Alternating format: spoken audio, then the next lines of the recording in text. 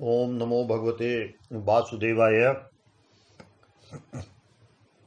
आज आप लोगों के समक्ष गीता के प्रथम अध्याय का सारामृत प्रस्तुत है, जो श्रीमद् भगवद गीता श्री रामकृष्ण विवेकानंद वाणी पर आधारित टीका सहित है और स्वामी अपूर्वानंद द्वारा संपादित है।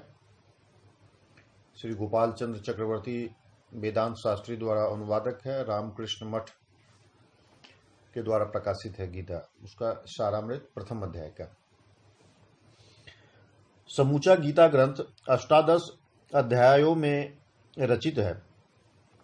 प्रत्येक अध्याय की एक एक योग है। प्रथम अध्याय का नाम अर्जुन विषाद योग। गीता की पृष्ठभूमि युद्ध क्षेत्र है। भगवान श्री कृष्ण ने अपने अवतार लीला में अधर्म का नाश करके धर्म के उत्थान के लिए जिस पृष्ठभूमि की रचना की है, वह यथार्थ में ही अभिनव तथा अतुलनीय है। कुरुक्षेत्र में महायुद्ध की तैयारी पूरी हो गई है। कौरवों और पांडवों में राज्य के अधिकार को लेकर विवाद चल रहा था। उसकी अस्थायी मीमांसा करने के उद्देश्य से उन दिनों के श्रेष्ठ क्षत्रिय वीर दोनों पक्षों की ओर से युद्ध भूमि में समुपस्थित है।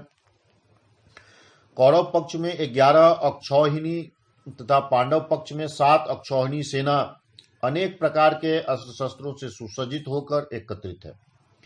शारीरिक बल के प्रयोग से इस झगड़े का निपटारा होना है।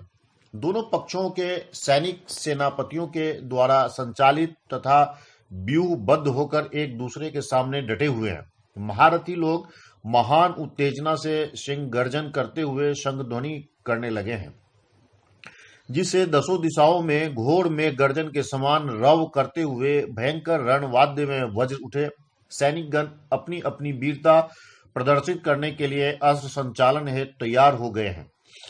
ठीक ऐसे क्षण में अर्जुन के मन में युद्ध करने के संबंध में अनेक शंकाएं उत्पन्न हुई, जिसका समाधान करने के लिए श्री कृष्ण को बहुत कठिनाई उठानी पड़ी। उस समय उन दोनों में जो विस्तृत वार्तालाप हुआ, वही 18 अध्याय वाली श्रीमद् भगवद गीता है। अर्जुन केवल पांडव पक्ष के एक श्रेष्ठ योद्धा ही नहीं थे, बल्कि उस समय के क्षत्रिय वीरों में अग्रगण्य थे। उसने उनके पराक्रम तथा बाहुबल पर निर्भर रहकर ही युधिष्ठिर राज्य प्राप्ति के लिए युद्ध में उतरे थे। अर्जुन भी उस ध्वंसात्मक महायुद्ध के लिए तैयार होकर ही आए थे।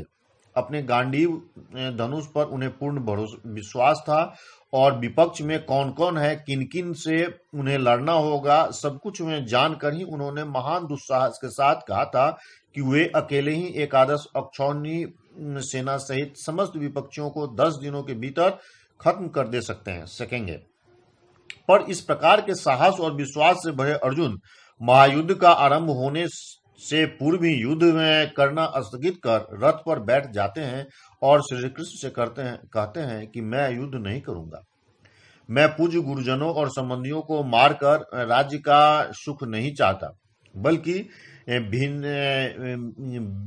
भी खाकर भी जीवन धारण करना श्रेयस्कर मानता हूं।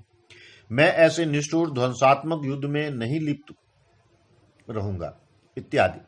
अर्जुन के मन में भारी वैराग्य उपस्थित हो गया और वे क्षण भर में ही अहिंसा परमो धर्म का प्रचार करने लगे। उनका शरीर कांपने लगा, गला सूख गया, शरीर शिथिल होने से गांडीव धनुष हाथ से गिर पड़ा। प्रश्न उठता है कि अर्जुन में इस परिवर्तन के लिए उत्तरदायी कौन है। फिर यह भी मैं सोचने की बात है कि जब स्वयं भगवान श्री कृष्ण अर्जुन के सारथी हैं, तो इस प्रकार की जड़ता और तामसिकता कैसे अर्जुन जैसे महावीर को अभिभूत कर लेती है। स्वामी विवेकानंद ने इस घटना का उल्लेख कर कहा था कि अर्जुन अपने विपक्ष में प्रबल सैन्य व्यूह को देखकर भयभीत हो गए थे। उनके मोह जन्य में जीव प्रेम ने देश और राजा के प्रति उनके कर्तव्य को भुला दिया था। इसी कारण श्री कृष्ण ने उन्हें पाखंडी कहा था। अशोच्यान्ने शोचत्वं प्रज्ञावादाश्च में भाष से तस्मात् उत्तिष्ठ कौन्तेय युद्धाय कृत निश्चय। तुम शोक करने के लिए अयोग्य व्यक्तियों के लिए शोक कर रहे हो और पंडितों की तरह बात कर रहे हो। अतः तुम युद्ध के लिए दृढ़ व प्रतिज्ञ होकर उठ खड़े हो जाओ। श्री कृष्ण की ऐसी धमकी बड़ी बात से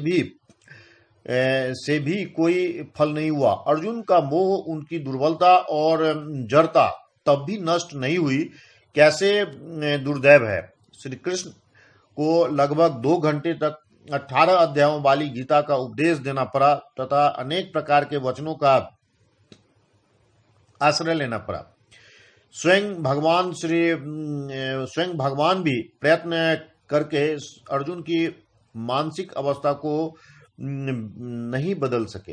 इधर अकेले अर्जुन पर ही कुरुक्षेत्र युद्ध का फलाफल पूर्णतया निर्भर था। अतएव श्री कृष्ण परमात्मा रूप से अर्जुन के मन के भी सारथी बन गए थे। उनके शरीर एवं मन को कल्याण का मार्ग भी परिचालित करने लगे। उन्होंने विकारग्रस्त अर्जुन को स्वस्थ कर क्षत्रियोचित कार्य में लगा दिया। यथार्थ में श्री कृष्ण भावरोग वैद्य थे। अर्जुन की इस मानसिक विकलता और क्लीवता के कारणों पर यथेष्ट गवेषणाएं हुई है। गीता में अर्जुन के माध्यम से समूची मानव जाति की मनोवृत्तियों का विश्लेषण हुआ है। कथनी और करनी में जो गहरी खाई है वह भी गीता में प्रदर्शित हुई है। और सर्वोपरि इस सिद्धांत की पुष्टि की गई है कि भगवान की अनन्य शरणागत से ही मनुष्य की सारी चेष्टाएं सार्थक होती है, तभी समस्त विपत्तियों का अवसान होता है। इस प्रकार गीता के प्रथम अध्याय का सार आप लोगों के समक्ष प्रस्तुत किया गया। आप लोगों ने श्रद्धापूर्वक श्रवण किया, इसके लिए बहुत बहुत धन्यवाद।